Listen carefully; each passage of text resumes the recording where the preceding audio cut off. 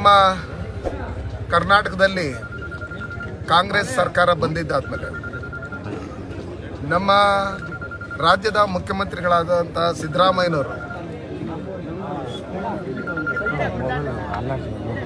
ಏನು ನಮ್ಮ ದೇಶದ ಮತ್ತು ಕರ್ನಾಟಕದ ಸಂಪತ್ತನ್ನು 10,000 ಕೋಟಿ ಮುಸ್ಲಿಮ್ಸರಿಗೆ ಹಂಚ್ತೀರಿ ಅಂತ ಹೇಳಿದ್ದಾದ್ಮೇಲೆ, ಭಾಗ ಇಕ್ತೀರಿ ಅಂತ ಹೇಳಿದ್ದಾದ್ಮೇಲೆ ಇತ್ತೀಚಿನ ದಿನಗಳಲ್ಲಿ ಎಲ್ಲ ಕಡೆ ಏನು ಈ ರಾಜ್ಯದಲ್ಲಿ ಈ ದೇಶದಲ್ಲೇ ಇದ್ದು ಎಲ್ಲ ಸವಲತ್ತುಗಳನ್ನು ಪಡ್ಕೊಂಡು ಪಾಕಿಸ್ತಾನ ಏಜೆಂಟ್ಗಳಂತೆ ನಡ್ಕೊತಾ ಇದ್ದಂಥ ಕೆಲವು ಮುಸ್ಲಿಮ್ಸರು ಕಿಡಿಗೇಡಿಗಳು ಇತ್ತೀಚಿನ ದಿನಗಳಲ್ಲಿ ಮಾಲೂರಲ್ಲಿ ಮೊನ್ನೆ ನಡೆದಂಥ ಏನು ಮಾರಿಕಾಂಬಾ ದೀಪೋತ್ಸವದಲ್ಲಿ ಹೆಣ್ಮಕ್ಳು ಏನು ದೀಪೋತ್ಸವ ಎತ್ಕೊಂಡು ಹೋಗ್ತಾ ಇರ್ತಕ್ಕಂಥ ಸಂದರ್ಭದಲ್ಲಿ ಕಲ್ಲುಗಳನ್ನು ಹಾಕಿ ಅವರಿಗೆ ಗಾಯಗೊಳಿಸಿರ್ತಕ್ಕಂಥದ್ದು, ಮತ್ತು ನಿನ್ನೆಯಿಂದನೂ ಮುಳುಬಾಗಲು ತಾಲೂಕು ಟೌನಲ್ಲೇನು ಶ್ರೀರಾಮಚಂದ್ರ ಪ್ರಭುವಿನ ಏನು ಭಾವಚಿತ್ರ ಇರ್ತಕ್ಕಂಥ ಫ್ಲೆಕ್ಸ್ಗಳಿತ್ತು ಅದನ್ನ ಬ್ಲೇಡ್ ಹಾಕಿರ್ತಕ್ಕಂಥದ್ದು. ಇದನ್ನೆಲ್ಲ ನೋಡಿದಾಗ ಅವರು ಈ ದೇಶದಲ್ಲಿ ವಾಸ ಮಾಡೋದಕ್ಕೆ ಯಾವುದೇ ರೀತಿಯಾದಂಥ ಯೋಗ್ಯತೆ ಇಲ್ಲ ಅವರಿಗೆ. ಈ ಹಿಂದೂಸ್ತಾನ ಮತ್ತು ಪಾಕಿಸ್ತಾನ ಅಂತ ಡಿವೈಡ್ ಆಗಿದ್ದಾದ್ಮೇಲೆ ಇಲ್ಲಿರ್ತಕ್ಕಂಥವರೆಲ್ಲ ಏನು ಪಾಕಿಸ್ತಾನದಿಂದ ಬಂದಿರತಕ್ಕಂಥವರೆಲ್ಲ ದುಬೈಯಿಂದ ಬಂದಿರತಕ್ಕಂಥವರೆಲ್ಲ ಅವರೆಲ್ಲ ಇಲ್ಲಿರ್ತಕ್ಕಂಥ ಹಿಂದೂಗಳೇ ಕನ್ವರ್ಟ್ ಆಗಿರ್ತಕ್ಕಂಥವ್ರು. ಹಂಗಿರ್ತಕ್ಕಂಥ ಸಂದರ್ಭದಲ್ಲಿ ನಾವೆಲ್ಲ ಒಂದೇ ಅಂತೇಳಿ ನಾವು ಅವ್ರದ್ದು ಈದ್ ಮಿಲಾದ್ ಆಗುತ್ತೆ, ನಾವೆಲ್ಲ ಜೊತೆಲಿರ್ತೀವಿ, ಅವ್ರದ್ದು ಉರುಸ್ ಆಗುತ್ತೆ, ನಾವೆಲ್ಲ ಏನು ತೊಂದರೆ ಕೊಡಲ್ಲ. ಹಂಗಿರ್ತಕ್ಕಂಥ ಸಂದರ್ಭದಲ್ಲಿ ಇವತ್ತೇನು ಪ್ರಭು ಶ್ರೀರಾಮಚಂದ್ರರ ಏನು ಪ್ರಾಣ ಪ್ರತಿಷ್ಠಾಪನೆ 22ನೇ ತಾರೀಕು ಆಗ್ತಾ ಇದೆ, ಅದನ್ನು ನೋಡಿ ಇವ್ರ ಕೈನಲ್ಲಿ ತಡ್ಕೊಳಕ್ಕಾಗ್ತಾ ಇಲ್ಲ ಒಂದು ಕಡೆಯಿಂದ.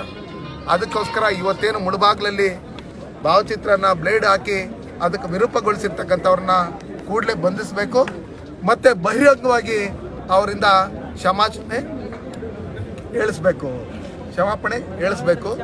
ಇದಕ್ಕೆ ಯಾರ್ಯಾರು ಕುಮ್ಮಕ್ಕು ಕೊಟ್ಟರು, ಇಲ್ಲಿ ಯಾವುದೋ ಮಟನ್ ಅಂಗಡಿ ಇಟ್ಕೊಂಡಿರ್ತಕ್ಕಂಥ ಮುಜ್ಜು ಅವಂದೇ ಕುಮ್ಮಕ್ಕು ಅಂತ ಹೇಳ್ಬಿಟ್ಟು ಹೇಳ್ತಾ ಇದ್ದಾರೆ. ಅದಕ್ಕೋಸ್ಕರ ಅವನ್ನೂ ಕೂಡಲೇ ಅರೆಸ್ಟ್ ಮಾಡಿ, ಇದರಿಂದ ಯಾರ್ಯಾರು ಪಾಕಿಸ್ತಾನಿ ಏಜೆಂಟ್ಗಳಿದ್ದಾರ, ಉಗ್ರಗಾಮಿಗಳಿದ್ದಾರ, SDPI ಐನವ್ರು ಇದ್ದಾರಾ, ಇಲ್ಲ ಪಾಪ್ಯುಲರ್ ಫ್ರಂಟ್ ಆಫ್ ಇಂಡಿಯಾದವ್ರು ಇದ್ದಾರಾ, ಇಲ್ಲಾಂದ್ರೆ ಯಾರಾದರೂ ಇವ್ರಿಗೆ ಹಣ ಕೊಟ್ಟು ಬೇಕಂತ ಉದ್ದೇಶಪೂರ್ವಕವಾಗಿ ಶಾಂತ ರೀತಿಯಲ್ಲಿರ್ತಕ್ಕಂಥ ಮುಳುಬಾಗ್ಲಲ್ಲಿ ಅಶಾಂತಿ ಮೂಡಿಸೋಂಥದಕ್ಕೆ ಕೆಲಸ ಮಾಡ್ತಾ ಇದ್ದಾರಾ ಅನ್ನೋ ಲೆಕ್ಕಾಚಾರದಲ್ಲಿ ಅದನ್ನು ಎನ್ಕ್ವೈರಿ ಮಾಡಬೇಕಾಗುತ್ತೆ.